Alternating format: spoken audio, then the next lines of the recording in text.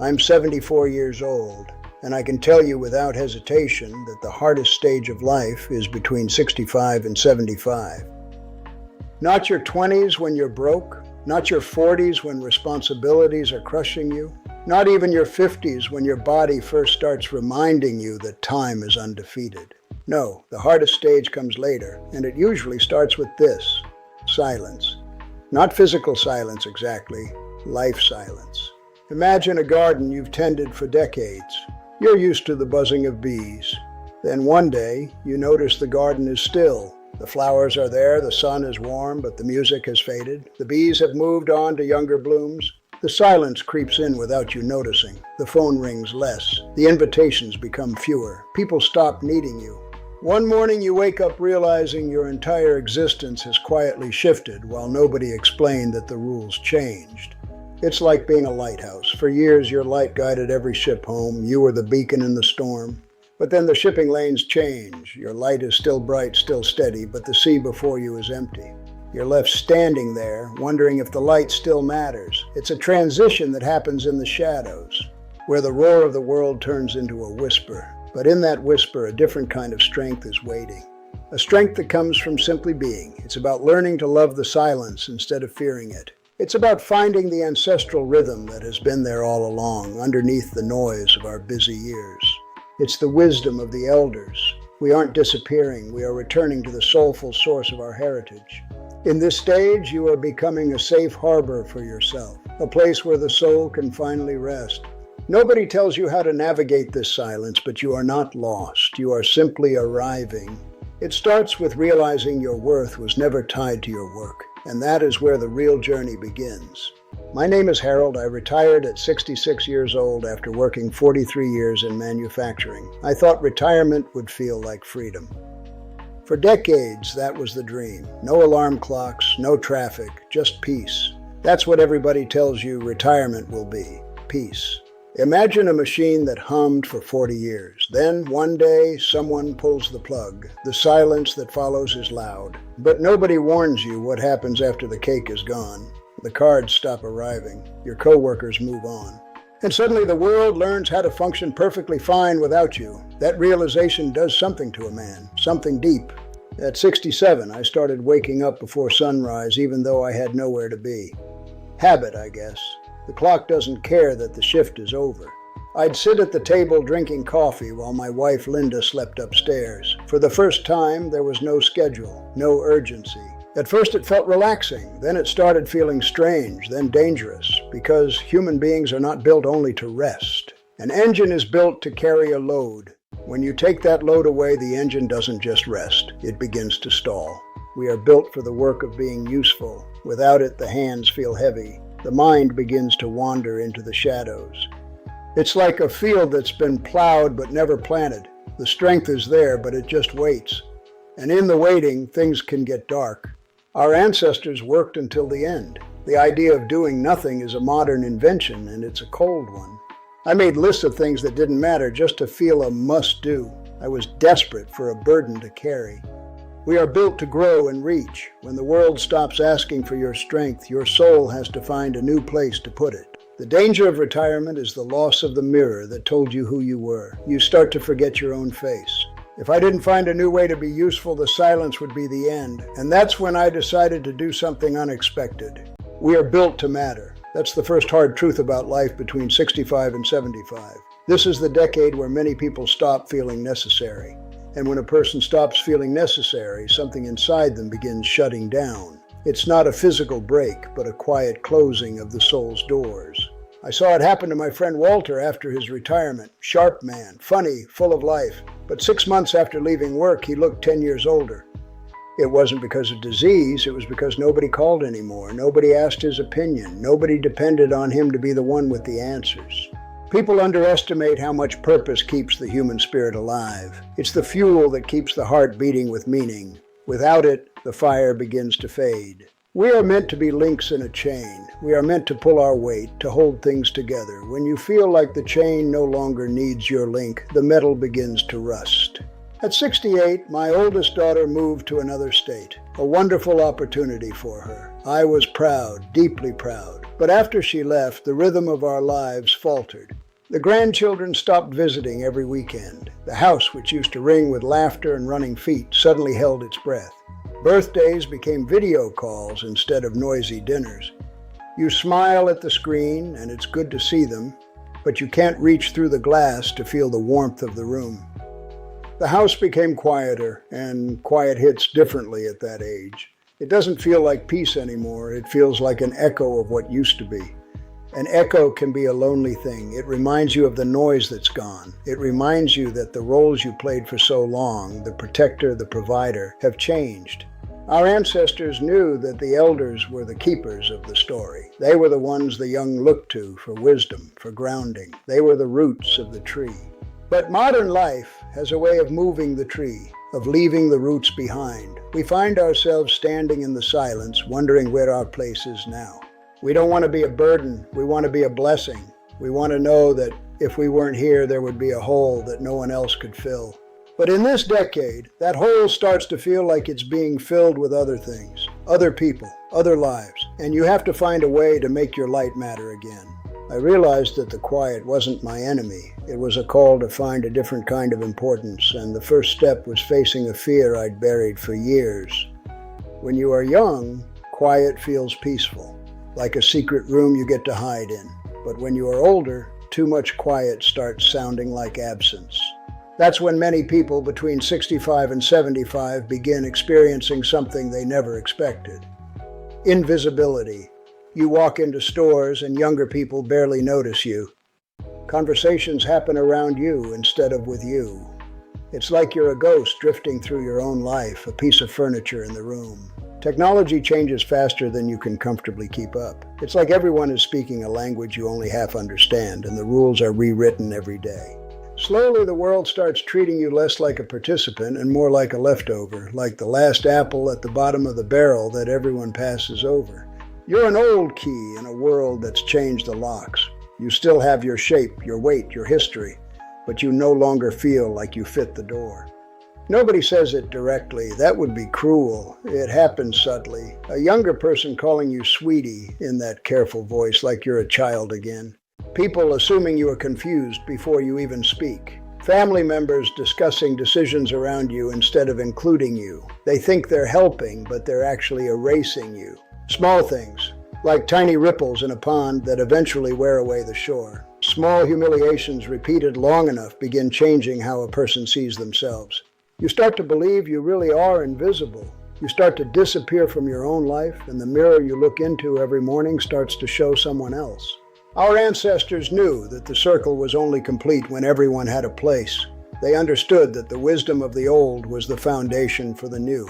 There was no such thing as being leftover because every life was a thread in the same fabric. We've lost that rhythm, and the price we pay is this silence. But there is a secret to this invisibility, a way to turn the shadows back into light. It doesn't come from the world noticing you. It comes from you noticing yourself again. It starts with the realization that your worth is an internal flame, not a reflection in someone else's eyes. You have to decide to be seen, even if nobody is looking. And that brings us to the moment I decided to stop waiting for an invitation and start creating my own. And that is when everything truly changed. At 69, I injured my knee carrying groceries into the house. Nothing dramatic, just one wrong step. But recovery took months. That was another shock, because between 65 and 75, your body starts negotiating with you differently. You realize healing is slower now. Energy is inconsistent. One bad fall can permanently change your life. And for the first time, mortality stops feeling theoretical. It becomes personal. Friends start dying during this decade too. That's another brutal truth nobody prepares you for. At 71, I attended 4 funerals in 8 months. 4 men I laughed with, worked beside, shared beers with, gone, one after another, and every funeral leaves behind the same terrifying feeling. If it can happen to them, it can happen to me. That thought follows you home afterward. It sits beside you during dinner. It wakes up with you at 3:00 a.m. Because somewhere between 65 and 75, people stop feeling immortal. You begin understanding time differently, not as something endless, but as something shrinking. like a shoreline being slowly reclaimed by the sea. You see the land you once walked on disappearing, and you realize you can't walk back the way you came. And once you feel time shrinking, everything changes emotionally. Regret becomes louder. It's a low hum that vibrates in the quiet moments of the day. Memories become heavier. You carry them like stones in your pockets. Some are smooth and comforting, others are sharp and jagged, reminding you of what you let slip away. And the life you postponed starts haunting you. The trips you didn't take, the words you didn't say, the version of yourself you promised to meet one day. One day starts to look a lot like never. You realize that the horizon isn't moving away from you. You are moving toward the end of the map. Our ancestors didn't fear the shrinking of time. They saw it as the ripening of the fruit. They knew that the sweetest juice comes just before the harvest. They lived with the seasons, not the clock. They understood that the beauty of a flame is that it eventually burns out, but the warmth it gave remains in the stone. I realized that if time was shrinking, then every second had to be made of gold, and that's when I decided to open that old dusty suitcase, and that may be the hardest part of this decade, the replaying, Lord, the replaying. You start reviewing your life whether you want to or not. The marriage mistakes, the years you worked too much, the children you didn't spend enough time with, the dreams you delayed, the apologies you never made. It all comes back during these years, especially at night. The ghosts of the choices you made start to walk through the quiet hallways of your mind. I remember sitting alone on the porch at 72, thinking about how often my son asked me to play catch when he was little, and how many times I answered, maybe tomorrow. Funny thing about life, you always think there will be more tomorrows until suddenly there aren't enough left. You realize the field you were supposed to play on has grown over. That realization can break a person emotionally if they are not careful. It's a weight that doesn't just sit on your shoulders, it sits on your heart. And here's another painful truth. Between 65 and 75, many marriages quietly struggle. Not always because people stop loving each other, but because retirement removes distractions. Two people who spent decades surviving schedules suddenly have to sit across from each other all day and rediscover who they are together. The busyness was a shield. Without it, you're exposed. Some couples realize they built routines instead of intimacy. They are experts at living alongside each other, but they've forgotten how to live with each other. That's why so many people feel lonely even inside long marriages during this stage of life. It's the loneliness of being known but not seen, of being there but not present. And loneliness between 65 and 75 is dangerous, because older loneliness feels heavier. You become more aware of how limited time is. Every silent hour feels like a missed heartbeat. So emotional pain carries more urgency. You don't have 20 years to figure it out anymore. You have now, and the now is shrinking. But this urgency can also be a gift. It can be the push that makes you finally say the words you've been holding back. It can be the reason you finally reach across the table. Our ancestors didn't have distractions. They lived in the same small spaces, shared the same work, the same stories. They knew that intimacy isn't found in the grand gestures, but in the small daily turnings toward. I realized that the replaying wasn't a punishment. It was a second chance, a chance to forgive myself and to finally, truly see Linda. And that led to a conversation we should have had 40 years ago. A lonely 25-year-old believes life will change someday. A lonely 72-year-old sometimes fears this might be the final version of life forever. Do you see the difference? That fear crushes many people silently, especially men. Men from my generation were taught to suppress emotions, work hard, stay quiet, handle pain privately. So when retirement, aging, loneliness, and mortality all arrive together, many men emotionally collapse without understanding why. They lose the map they've used for 40 years. Some become angry, some become withdrawn, some simply disappear into recliners and television screens waiting for time to finish passing. Their world shrinks to the size of a single room. I almost became one of those men. At 73, I realized I had gone nearly 2 weeks without leaving the house except for groceries. 2 weeks. That scared me. It wasn't because of physically being trapped, because isolation had started feeling normal. That's when I understood the real danger of this stage of life. It is not aging itself. It is surrender. Surrendering curiosity, surrendering purpose, surrendering connection. It's like letting the forest grow over the path you spent a lifetime clearing. Surrendering the belief that your life still matters. Once that belief is gone, you're not just resting, you're drifting. And the current is stronger than you think. Because once a person emotionally surrenders between 65 and 75, old age accelerates fast. The winter comes early and it comes hard because the inner fire has been put out. The joints get stiffer, the mind gets cloudier, not because of time, but because the soul has stopped reaching for the sun. The gate to the spirit has rusted shut. Our ancestors knew that the fire only stays hot if you keep adding wood. They knew that being an elder wasn't about sitting still. It was about holding the heat for everyone else. They didn't surrender. They transformed. They found new ways to be the light in the dark. And that transformation is what I had to find for myself. I realized that if I didn't want to disappear, I had to stop acting like a leftover. I had to go back to the one place I promised I'd never return to. I have seen people grow old in 2 years simply because they lost the reason to keep participating in life. They stop tending the garden of their days and the spirit begins to wither. But I also learned something hopeful during this decade. The people who survive these years emotionally are not always the healthiest or wealthiest. They are the people who stay connected, like threads in a great living tapestry. They refuse to let their ends dangle in the wind. They stay woven into the fabric of life, connected to purpose, connected to community, connected to movement, connected to relationships, connected to growth. They are still reaching for the sun.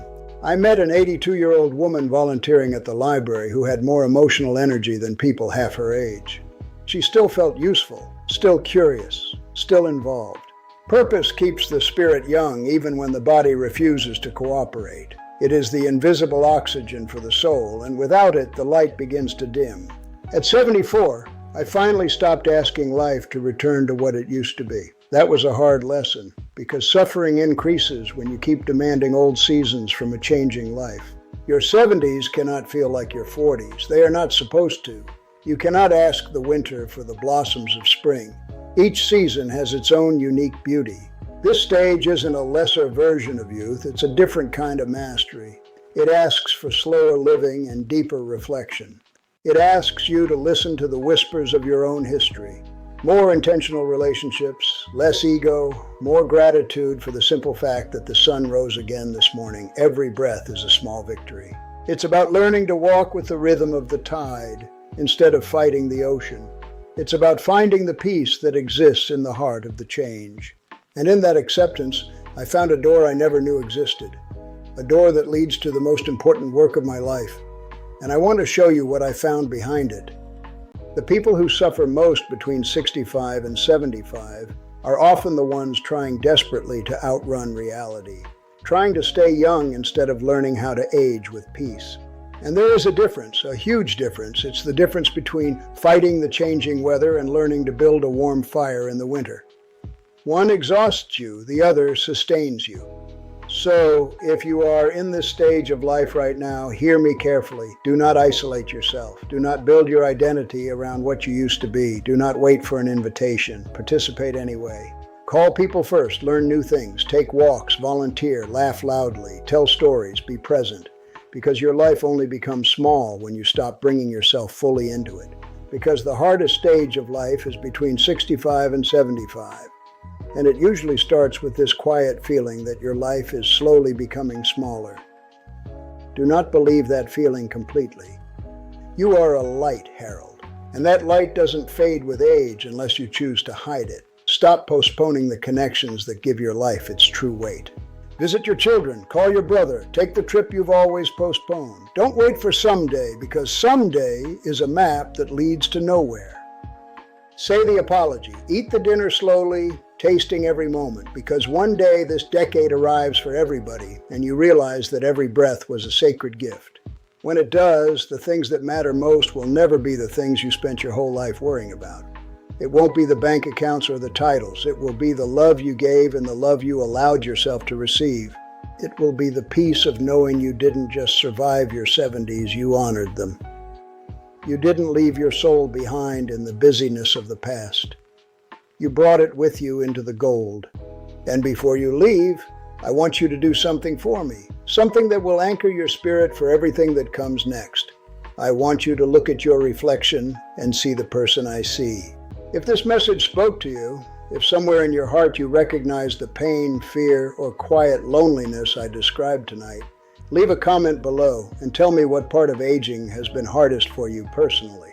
I read those comments, and I promise you this: there are thousands of people silently carrying the same feelings you thought only you understood. Your silence is a shared language. You are not as alone as life sometimes makes you feel. Like individual drops of rain that form a single mighty river, our stories are connected by the same currents of human experience. And if you still have someone you love, call them after this video. Not tomorrow, not next week, today. Don't let the distance grow longer than the road, because time moves faster between 65 and 75 than most people are emotionally prepared for. It's like the final pages of a great book. The words are just as beautiful, but you can feel the weight of the cover closing. We often treat our time as if it were a bottomless well, but in this decade, we see the stones at the bottom. That clarity is not a threat, it's a compass, pointing us toward what truly matters. And if you want more honest conversations about aging, loneliness, family, purpose, and the emotional realities nobody talks about, subscribe to the channel and join us again. We are building a circle of wisdom here, a place where the silence is replaced by the warmth of shared truth. Your voice is a necessary thread in this great tapestry we are weaving together. Take care of your health, protect your peace. For the first time in your life, you have the permission to simply be, to listen to the whispers of the wind instead of the noise of the world. And don't spend the years you have left waiting to finally start living. Your soul is not old, it is simply seasoned, and the most beautiful harvest of your life is waiting for you to claim it. I'm Harold, and I'll see you in the next part of our journey. Remember, you are needed, you are seen, and you matter, always.